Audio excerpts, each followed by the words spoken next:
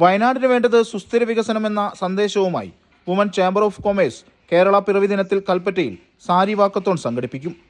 3 kilometre നീളുന്ന സാരി വാക്കത്തോണിൽ 500-ലധികം സ്ത്രീകൾ പങ്കെടുക്കുമെന്ന് ഭാരവാഹികൾ പറഞ്ഞു. റീതിങ്ക് വയനാട് എന്ന തീമിലാണ് നമ്മൾ ചെയ്യുന്നത്. കഴിഞ്ഞ വർഷം ഞങ്ങൾ ഒരു കോൺക്ലേവ് നടത്തിയിരുന്നു, പോസ്റ്റ് ഡിസാസ്റ്റർ കോൺക്ലേവ്. അത് റീതിങ്ക് വയനാട് എന്നായിരുന്നു. അതിന്റെ തുടർച്ചയായിട്ടാണ് സാരി വാക്കത്തോൺ നടത്തുന്നത്. വിവിധ മേഖലകളിൽ പ്രവർത്തിക്കുന്ന വനിതാ സംരംഭകർ, അഭിഭാഷകർ, അധ്യാപകർ, ഡോക്ടർമാർ, ടൂർ ഓപ്പറേറ്റർമാർ, വിദ്യാർത്ഥികൾ തുടങ്ങി വിവിധ വിഭാഗങ്ങളിൽ നിന്നുള്ളവർ വാക്കത്തോണിന്റെ ഭാഗമാകും. വയനാട് സ്റ്റാർട്ടപ്പിന്റെ ഒരു ഇക്കോസിസ്റ്റം ബിൽഡായി വരുന്നുണ്ട്. ഉദാഹരണത്തിന് സ്റ്റാർട്ടപ്പ് ഇന്ത്യ സെൻട്രൽ ഗവൺമെന്റിന്റെ ഇക്കോസിസ്റ്റം ആയിട്ടുള്ള സ്റ്റാർട്ടപ്പ് ഇന്ത്യയുടെ ഹബ്ബായിട്ട് അവർ കേരളത്തിൽ ഡിക്ലെയർ ചെയ്തിട്ടുള്ളത് വയനാടിനെയാണ്.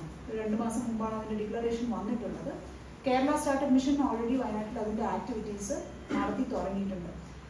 എൻ്റെ ഒരു പേഴ്സണൽ അണ്ടർസ്റ്റാൻഡിങ്ങിൽ IT ആയിരിക്കാം വയനാടിൻ്റെ ഒരു ഹോപ്പുള്ള ഒരു ഏരിയ.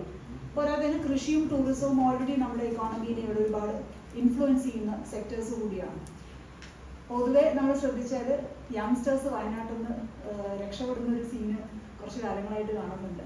അപ്പോൾ അവരെ അട്രാക്ട് ചെയ്യുന്ന, വയനാട്ടിൽ റീറ്റെയിൻ ചെയ്യുന്ന ഒരു സാഹചര്യം കൂടി ഉണ്ടാക്കിക്കൊണ്ടുവരില്ല.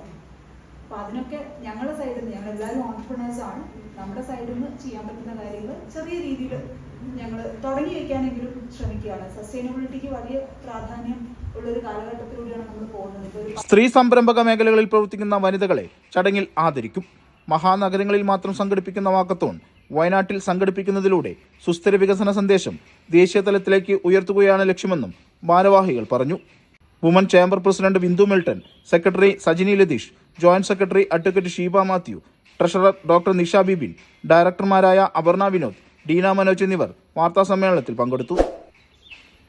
News desk, True lens.